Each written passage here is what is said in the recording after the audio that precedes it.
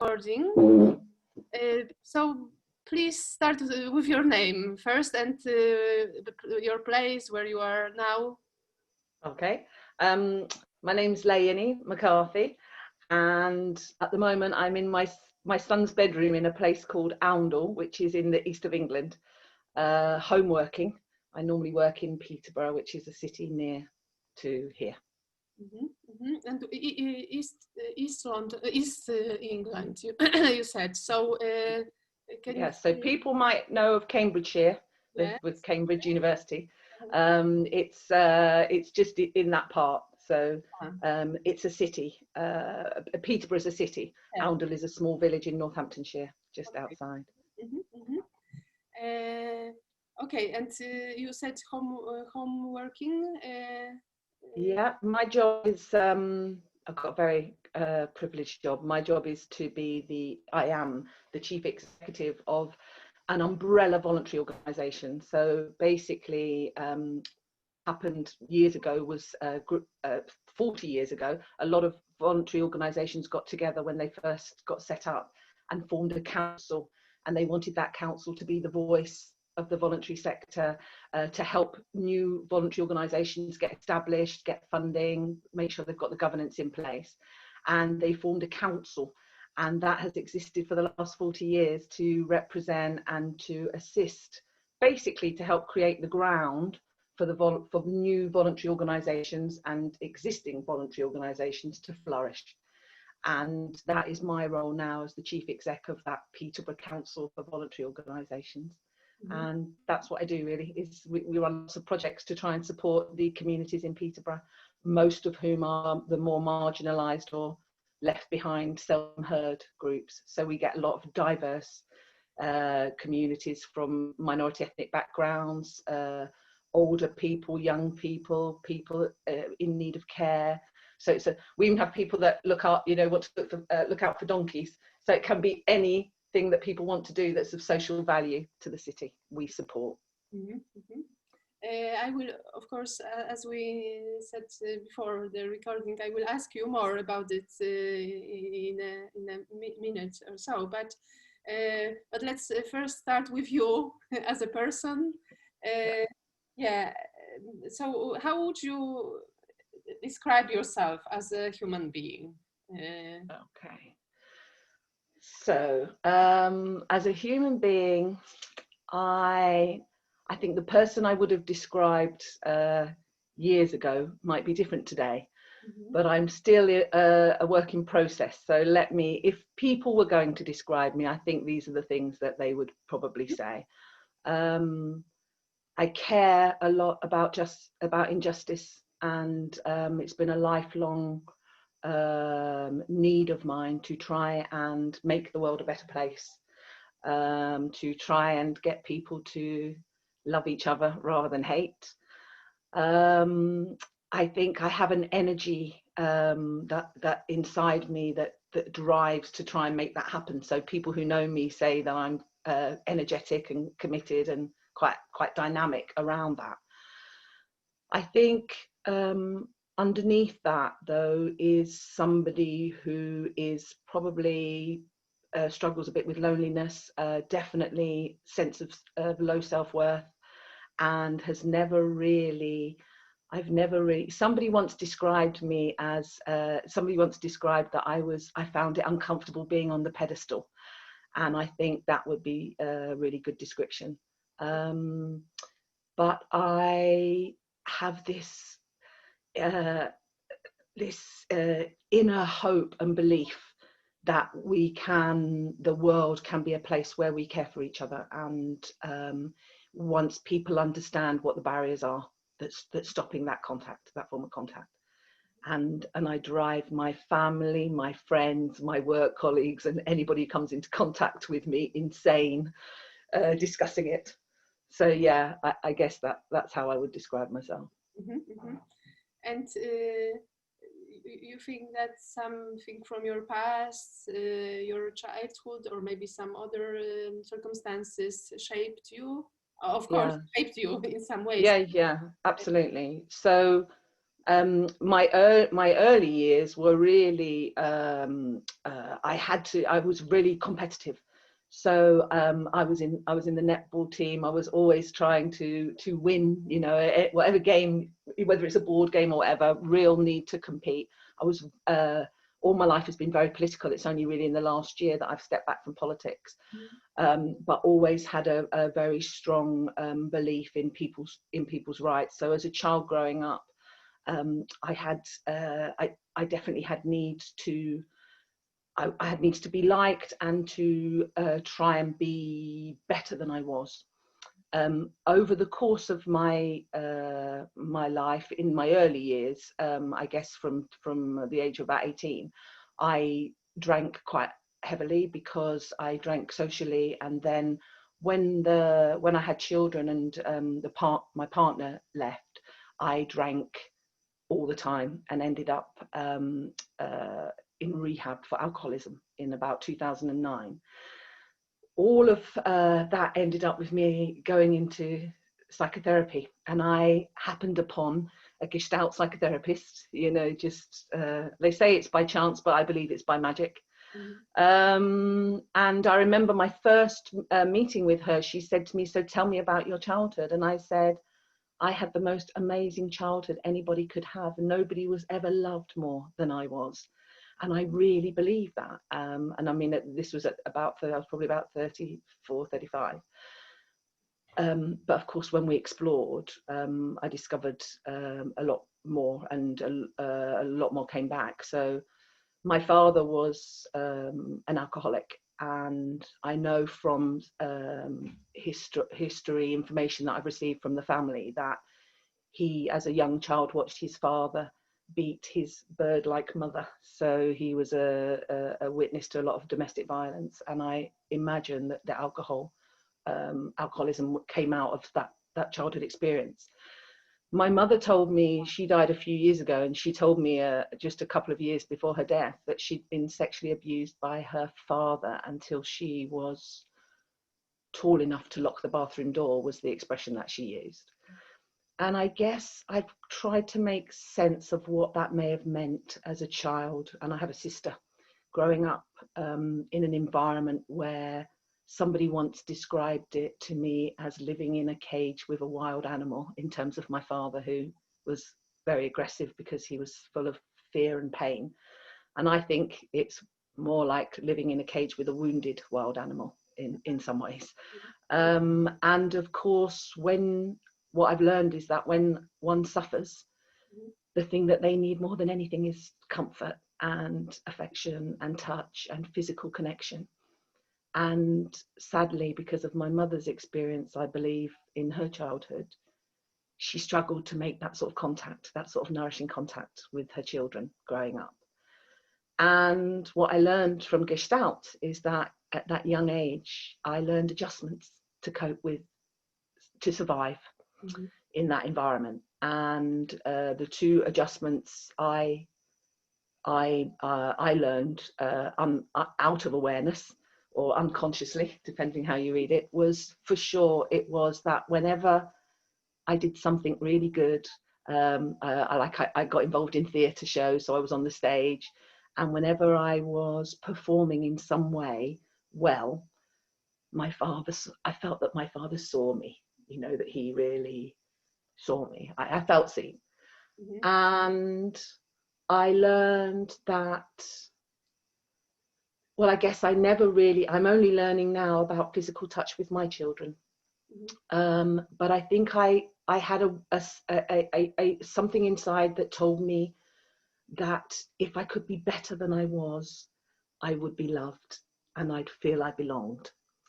So that drive of wanting to be enough, you know, of trying to be enough, and wanting to be liked, became my internal way of making contact with my world.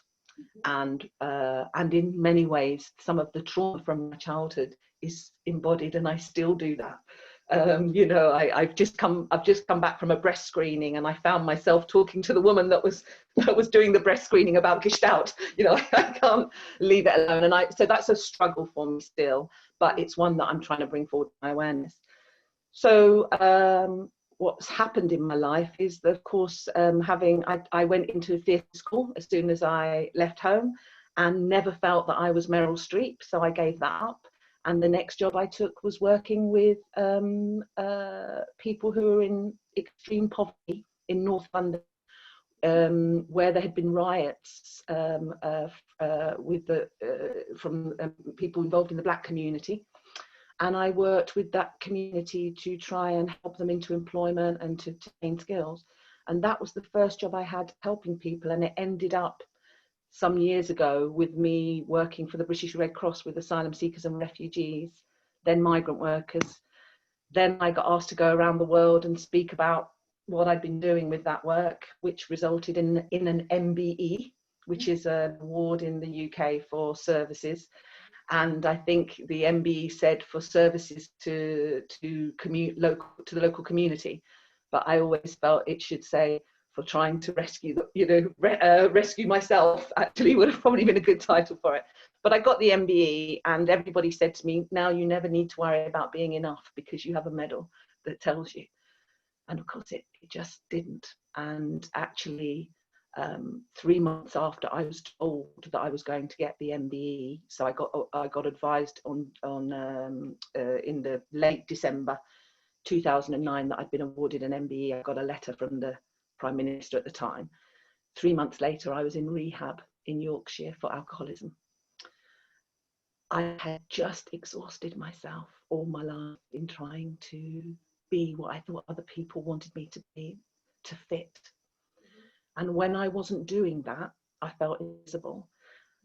And I've started the way I see it is I think it's very much about animal, our history, our ancestors, right way back, I think of the jungle, in terms of the jungle. And it's something about a tribe. There is a need to belong to a tribe, because when we are in a tribe, we are protected from whatever tigers are coming at us from the jungle.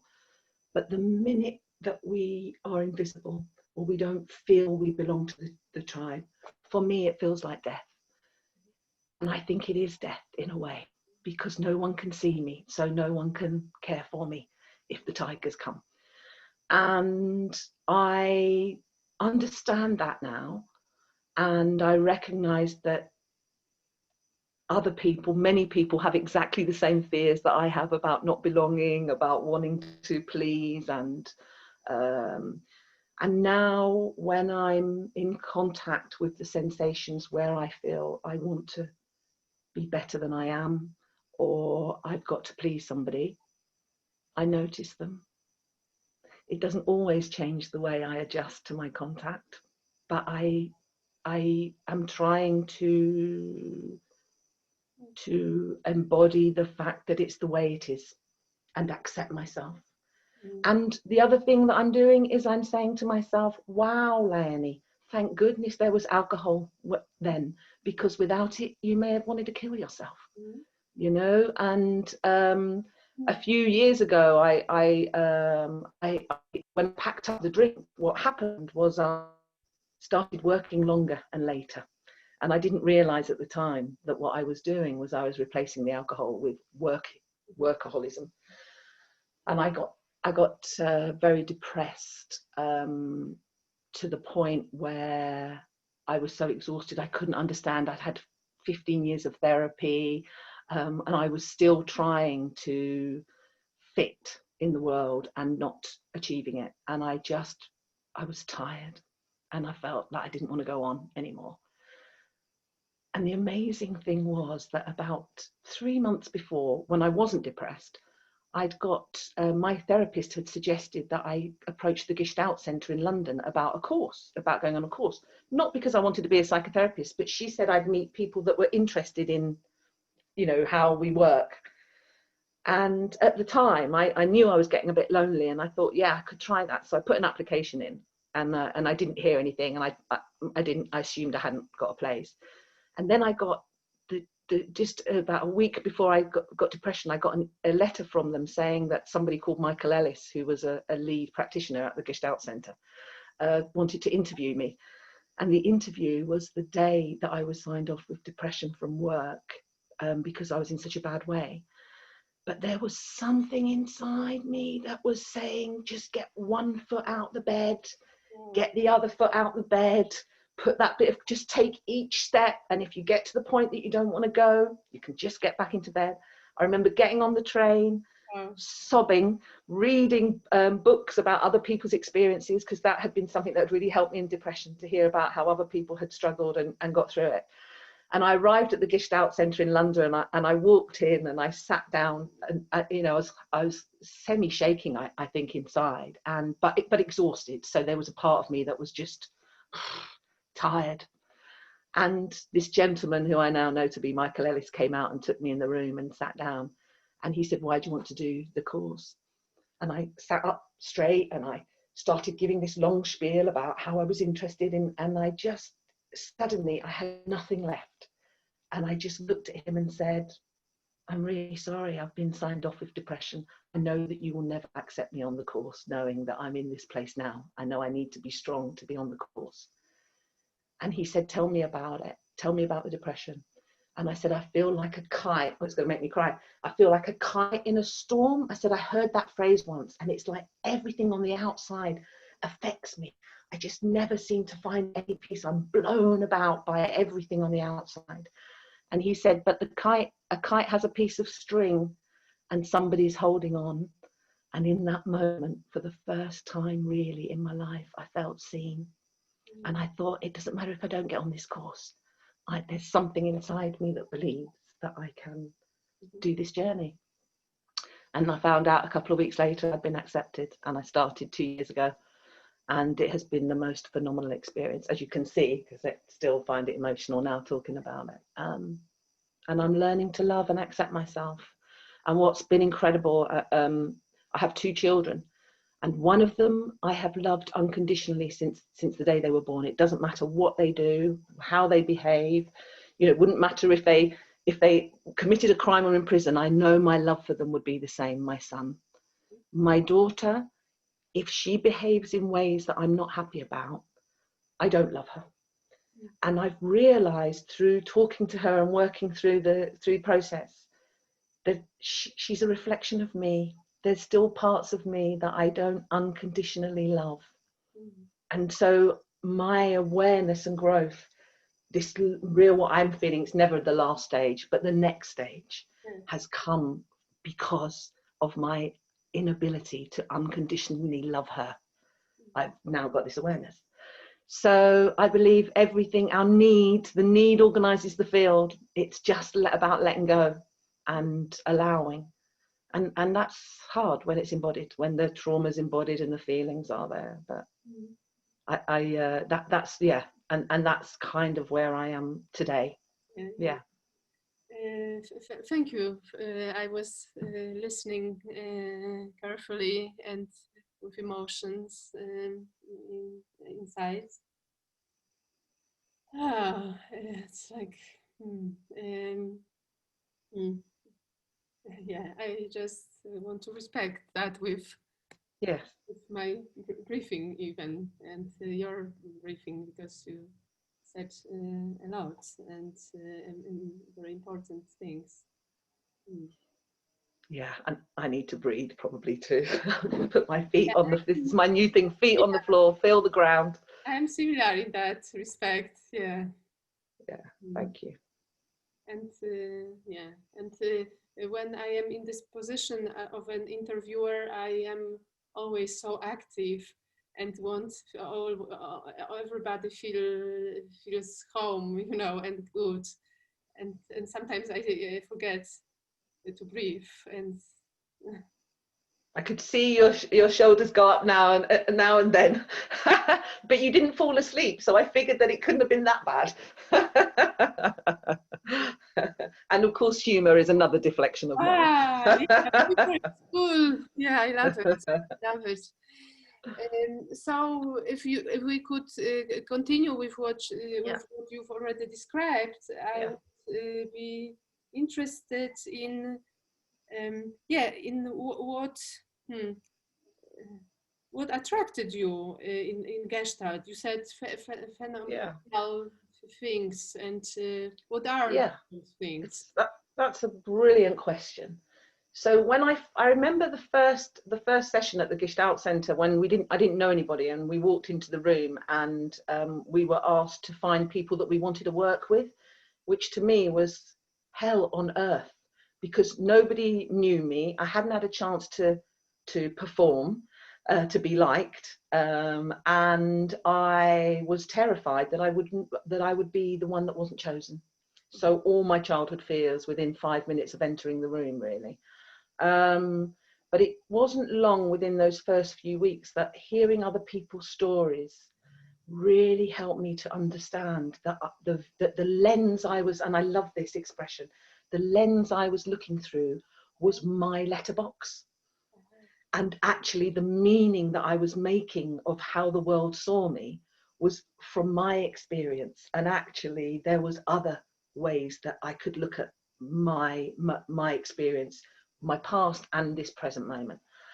So that started to help me relax a bit more into being around difference and people who may not agree with me, or may be or who I might frustrate. I mean, it was painful. It didn't happen overnight, and there were plenty of tears and moments of wanting to leave, but the support that comes from the Gestalt process held me, and the tutors, I spent the first year believing that the tutor was my dad, and trying to please him. And I think one of the biggest moments that happened for me was in the second year, when I went in one day and the student said to me, "Your voice has changed." And it had. I was speaking from here. Normally I'd speak up here because it's, that tense trying to please. And it was like, oh my goodness, my body is even changing to accommodate, and my breathing is bigger than it used to be. And so I felt a physical change in myself. We then, interestingly, had to each do in the second term, we had to do a presentation on something to do with Gestalt. And at the time I was still chief exec of Peterborough Council for Voluntary Service. And I'd had a couple of issues with a couple of staff who I felt I had been so brilliant as a manager to them. I'd cared for them, loved them, let them do whatever they wanted as long as they did their job. But something had not worked, and they were unhappy with me, and it really drove me insane. I couldn't work out what it was, and the Gestalt process helped me with that. But we had to do a presentation, and I was really interested in how Gestalt might support people in the workplace, how the Gestalt process. So our peer group had similar issues. So they were managers of different organizations. And so we looked at Sally Denham-Vaughan and, I'm embarrassed to say that the name escapes me, but the work with relational change around SOS. Marianne, that's it, Marianne Chidiac, yeah. And I thought it was phenomenal, reading their materials, and it really made sense. And I actually went back into work the following week and started my staff meetings using ground, figure. I talked to staff about what happens between them and other members of staff when there's frustration and fear. And I say I basically gestalted out my team at work, I've got 25 staff, and they all were in awe of this. It all made sense to them, about how we, one of the descriptions that I like to use is that when we are frightened, it's like a mouse with a cat, and we freeze in that moment, and we stop breathing to try and not be seen. So we do little breaths, and we freeze all of our muscles in our body. And there's a cat in front of us, and that's all we're focused on, is that cat. The small breathing means that the carbon dioxide is not moving through, so we're a little bit dizzy. The muscle restriction means that it's not doing the things, the veins, the blood, nothing's doing what it normally does. It's suddenly become completely still. And in that moment, the mouse can't see the exit doors, the windows, or even the army of mice behind it that is going to take on the cat. And I say to them, it is all about the breathing. If you breathe and ground your feet, whatever figure is in front of you, you can meet to the best of your ability. And that's all that we can do. There is nothing more we can bring to any moment other than as much groundedness as we have within our gift in that moment. And I don't know, it seemed to hit a nerve. And then I was going around and seeing other chief execs of like Somalian refugee groups or, you know, mental health organizations. And I'd be sat with them and I'd say, oh, I'm doing a Gestalt psychotherapy course. And they'd ask me about it and I'd start telling them. And suddenly we'd be talking about their childhood and how the reason that they got into the voluntary sector was because they had a need to care for others, how their families were always waiting for them to come home for dinner because there was always one person still waiting to be cared for at their office.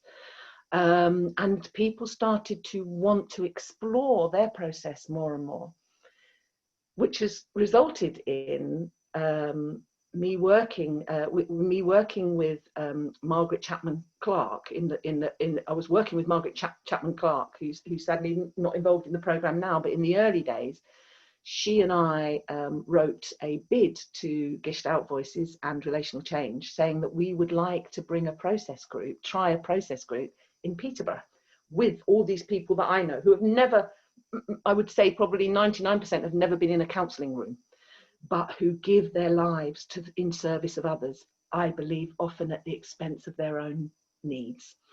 Just to bring them together to see if there's something nourishing that could be achieved in the field for them to take away a sense of who they are and an awareness, but also the opportunity to contact for the support that might help in their daily lives.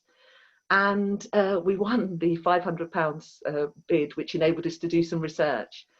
And I'm really excited to say that we've got a meeting coming up and we're going to be exploring how we might bring that to Peterborough. And we've identified funding, about £8,000 of funding to facilitate those workshops or those events.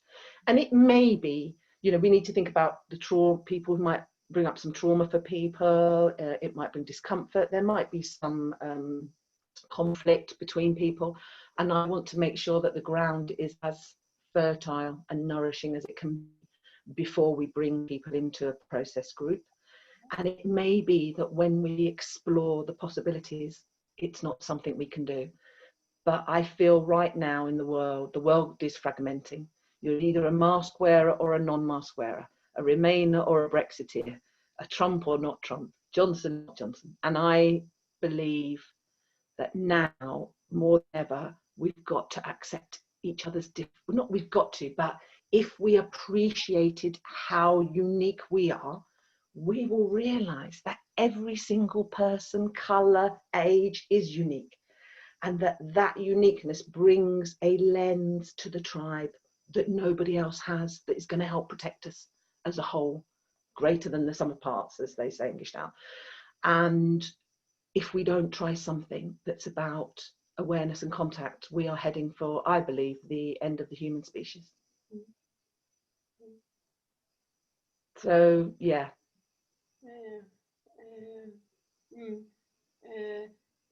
Yeah, it's this last piece you mentioned somehow, yeah, turns me back to what you said in the first part about you and your world, you're feeling lonely, and it is such a yeah, I mean, we all experience this, no? This kind of loneliness in the world, the disconnection, and yet we try, we fight, and you know, what I want to say is that this connection is such a big force that we really need to, you know, work and with others and on awareness and contact. I don't know how to put it, but yeah, go on, please. So for me, it's if I can accept myself unconditionally, yeah, then I can accept that others are different. And there are parts that might not be parts that I am necessarily comfortable with, yeah, but we are part of a whole. We're like in Gestalt, a unified whole in the world. We are. And for me, it's something about function. So the people I know that work in the voluntary sector, I would argue, and this is a sweeping statement, and it's not scientifically proven, but there has not been one person I haven't met who feels when they are helping others that they are somebody of worth. Yeah. When they are not helping others, I think there's a sense of invisibility. So what you might call loneliness, yes, I might want to call invisibility, because I do believe it relates back to the tribe. Yeah, exactly. Yeah. You know, this inbuilt, and I think I love this phrase. Somebody put it on Facebook, and I loved it. They said that Charles Darwin never said survival of the fittest. What he said was survival of those who are most resilient to change. And if you are in contact, we know that that growth only comes from contact, so awareness can only come from contact. We need it to survive as a species. And for me, the othering is all about it's an adjustment. It meets a need because then I belong to a group of people. I'm seen by that group, and it's got to be about that. I think one of the things I didn't say is that I've twice stood to be an MP as well here locally. I mean, and that was really traumatic, trying to get people to vote, tens of thousands of people to vote for me. And I realised after that was another adjustment where I thought it was my job to save the world and I pleased my father.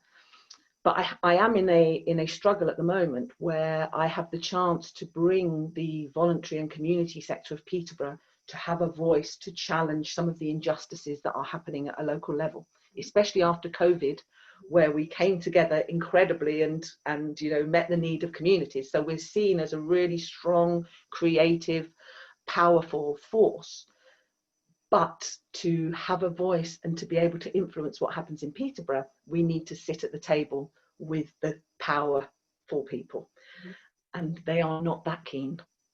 And I am in a place now of what's my need to lead people into battle, and how healthy is that for me, you know? And that is my daily struggle in the here and now that I'm trying to work through with Gestalt process really at the moment. Yeah, I can understand that.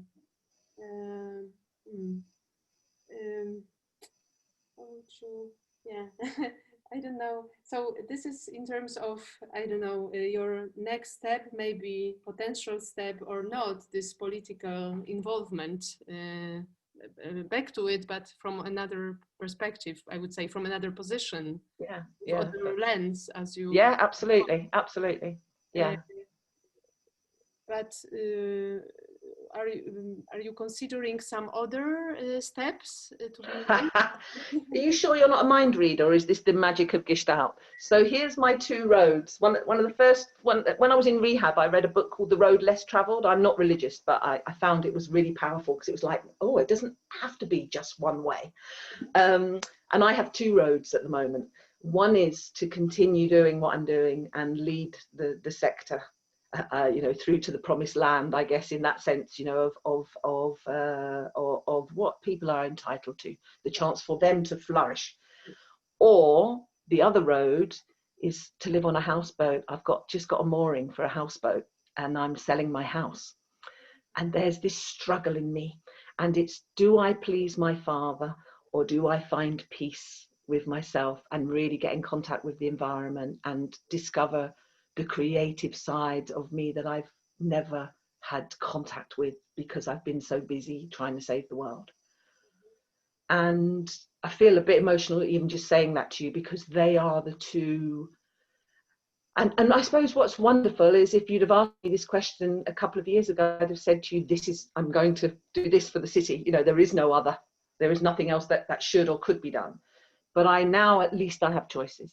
Yes. But I saw my therapist last night, and and it, you know, this road with the leading the battle comes with a lot of trauma, because there will be a fight back against it, and I will be having the slings and arrows.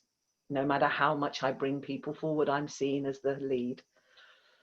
The other one is sitting on a boat, painting trees that I never saw all my life. You know, I have never been into environmental, of course, because I've been so fixed on human. And I've always said, you know, unless people love themselves, they're not going to care about the environment. But I never smelt the roses all my life. I never did. You know, I never had time to do that. And I'm 55, you know, and I would like to think that there's a space for me in the world to explore me. It's a toughie. It's a toughie.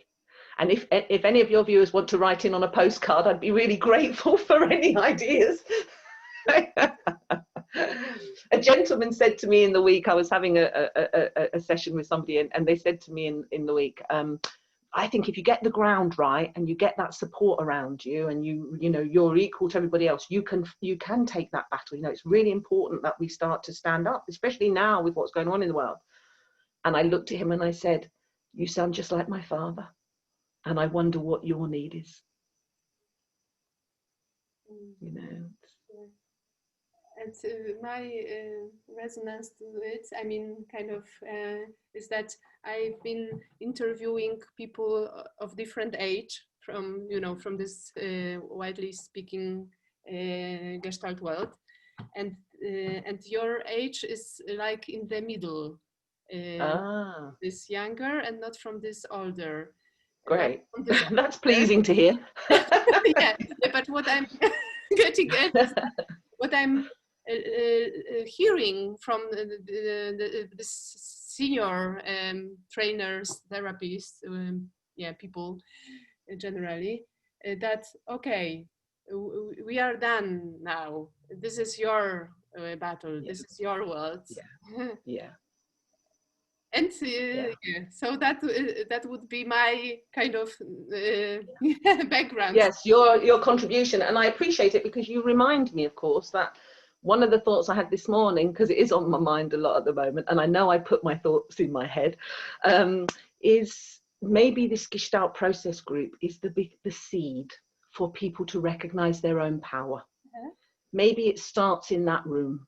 It's not about me leading. It's about me being a part of the ground, bringing myself as part of the ground for others to lead. And I think something, I'm not on the course this year, the third year of the Gestalt course, for a variety of reasons. But one of my colleagues said to me, there's a void with you not there. And of course, you can tell already I talk a lot, I've got a lot to say. And I thought to myself, that void will create a space for other people in the group. You know, and it's similar, isn't it, to what we're talking about? Yes. Actually, all the time I take that place, it disables other people from coming forward. That feels much better. I'm just going to quickly write to them and tell them I'm resigning. We come back from here and we go on. Yeah, that's really okay. You've got 100,000 people from Peterborough knocking on your door. No, you won't. And you know, and it's really hard, because my tutor last year said, oh, you're really uncomfortable on the pedestal. Not talking about this, but generally. And I, even talking to you, there's a part of me that's there's a voice in my head saying, oh, you're really making out you're special, Leonie. You know, it's interesting that I noticed that even in this conversation. So yeah, I can understand those feelings and those thoughts very, very well. I am now in other position here, an interviewer, so it in this way protects me from this kind of thoughts. But I'm grateful you are, you know, bringing them in here, so we can see them. yeah. Okay, I guess we got to the end. Would you like to add something? Or? Yeah, I think I would, because I don't know if I'll go back to the Gestalt Centre to finish the psychotherapy course. I said in my interview, I don't know if I want to be a psychotherapist. You know, I just want to learn about myself. I want to give a gift to myself, which is this course. Yes. And I've really struggled with the academic paper, the tests and the exams and the assignments. And I remember going along to an awards night, and a woman on the stage saying, who was being awarded with her psychotherapy certificate, she said, it's taken me 10 years and I had to redo every assignment, but it was worth the journey. And I'm in a space now where I'm hoping that I'm enough without a piece of paper, just as who I am. And I don't think I will ever fit into what may be required for those assignments. And I'm comfortable with that. I'm comfortable with where I'm at today. And I want to thank you as well. You have made it a lot easier than it might have been to have this conversation. I feel relaxed. I've enjoyed it. Yeah, Thanks, Camilla. I like that we had another occasion to meet and to see each other and connect. I learned so much about you that I owe you now. No, not at all. You see, this is what I do. This is exactly what I do. I can't give without, I can't receive without giving something back. And you know what? You have given me a wonderful gift, just to sit here and talk about myself and remember that I am amazing. I just sometimes need a reminding of that. Great. Thank you. Like this kind of closure. I mean, on your part about Gestalt Center, about you. I can understand. And okay, so thank you very much. Have a wonderful day. Yes. Today and the end, by the way. And I will send you a video in a moment. And then we will see each other soon, I believe. Yeah, I hope so. I hope so. Yeah, and it's fantastic connecting, especially across the world. It reminds me that it's one world, isn't it? And it can be done. Look at what we do. It can be done. Yes. Yeah. Much love to you, Camilla. Yeah, thank you for asking me. I feel really honoured. And if you don't post it, I'm cool with that too. Whatever you want to do with it is fine. It's up to you. It's to be posted. No, I'm fine with it. Yes, no, I'm fine with it. So So you want me to send you a video? Just that would be grand. Thank you. And if I decide to do anything with it, I'll let you know. Yes. Bye bye. Thank you. Take care. Bye bye, Camilla.